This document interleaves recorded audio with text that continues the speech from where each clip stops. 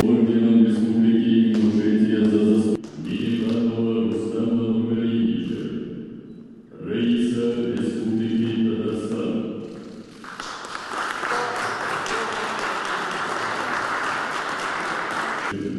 Благодарим всех за участие.